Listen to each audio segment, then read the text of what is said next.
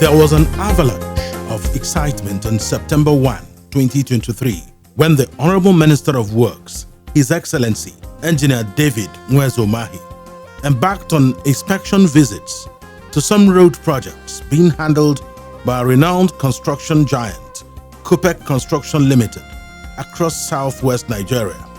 Some of the projects being handled by the company in the region include the dualization of Ibadan Road, Mayfair Junction, Lagare Iremo Enuwa Ilesha Bypass, Oyo State, reconstruction of Ibadan Ife Ilesha Dual Carriageway in Oyo and Osun states, as well as the dualization of Akure-Ita Obulu Iju Ado Ekiti State border, Ikere Ado Ekiti Road in Ekiti State, and the dualization of Abekuta Ibadan Road in Ogun and Oyo states. However, the Honorable Minister was able to visit some of the projects in Oyo and Osun states. Kopek Construction Limited is a foremost indigenous construction company operating in Nigeria and is reputed in the construction of road, bridges, water dams, buildings, and other related works. Established in 1988 with its headquarters in Ibadan, Oyo State, the company has handled and delivered a number of construction contracts across Nigeria. Among the roads inspected by Engineer Umahi was the dualization of Abekuta Ibadan Road in Ogun and Oyo State. The road, which measured 72.7 kilometers length and consisting of 20 kilometers of asphalt, was awarded on 25th November 2010 at the contract sum of 4.78 billion naira.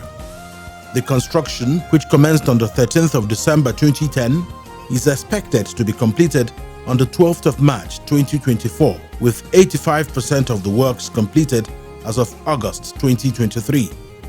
The Honorable Minister, accompanied by officials of the ministry, was warmly received by officials and engineers of the Kopek Construction Limited, led by Engineer Pascal Hafoch during the visit. Some engineers from the Kopek Construction Limited, led by Engineer Pascal Hafoch, took the minister around while explaining their level of progress in some of the roads. The elated minister praised the Kopek Construction Limited for the speed of work and the level of the progress recorded in the construction. The roads have a lot of failures on the roads, and I must commend the contractor for 13 years. I also commend the governor of the road state. I can see a lot of maintenance on the road. Also inspected was the Ibadan Ife Ilesha Dual Carriageway in Oyo and Osun states, being reconstructed under the Sukuk 4 Special Funding Scheme. The project, measuring 108 kilometers, was awarded on October 8, 2019 at the cost of 79.8 billion naira, but could not take off properly due to inadequate funding until in 2022, when it was included in the 4.5 billion Sukuk 4 Special Funding Scheme. The project will link the southwest to other geopolitical zones of the country when completed. It is expected to be completed by 12th July 2025, with 13% completion rate currently. Addressing the minister during the inspection of the project, the Director, Highways, Southwest, Federal Ministry of Works, Engineer Adedamola Kuti, said the construction was impacted by inadequate funding. The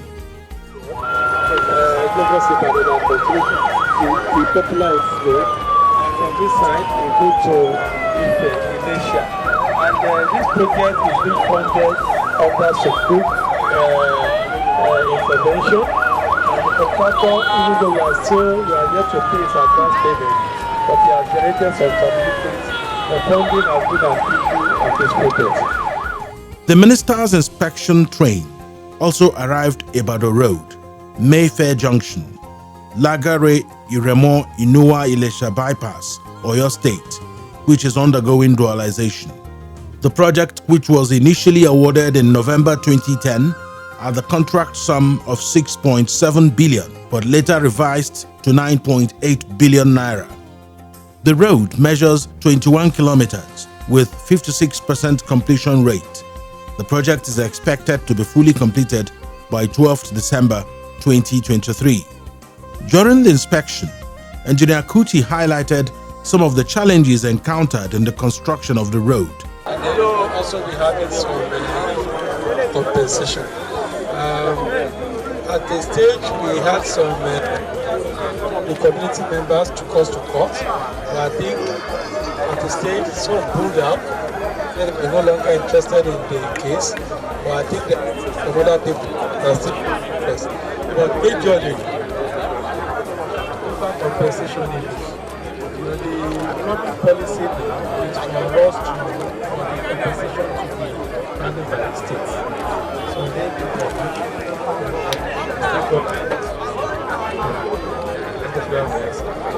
A former governor of Osun State, Iola Omishore, later joined the works minister during the inspection of the projects. The inspection team, alongside the minister and the director highways of the ministry, would later make a brief stop at the royal palace of Oni of Ife, Oba Adeyeye Enitan Ogunwusi, for a courtesy visit.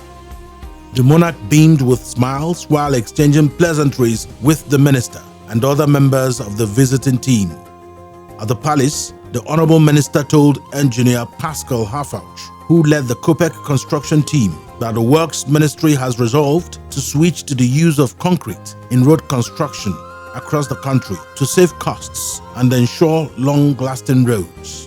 He reiterated that contractors that insist on the use of asphalt would need to sign undertaking that the road will last up to 30 years before being contracted to do the project.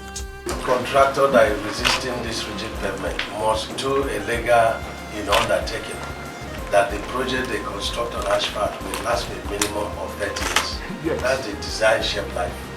So people are frustrating me by giving me very unreasonable concrete price. I will not stop them from doing asphalt, but there must be a commitment. For 30 years, the road will not fail under any condition. So that's something that we must all know. And because it's very worrisome. Even the road you constructed 13 years back, yeah, very good job, excellent job. But you see the quality of bitumen being imported into the country. So you see the road failing by just the asphalt, all going away on top. And the moment it goes away, then water will start going to the surface and the failure will come. Yes. So this is the issue. And we are saying if we use 30 concrete to do our roads, it will last 50 years, no maintenance. Done with the courtesy visit, the royal monarch saw the visitors off amidst cheers by the people of the area. They were accompanied by a team of royal musicians and top palace officials. In front of the palace, the monarch equally took a group photograph with the minister and others.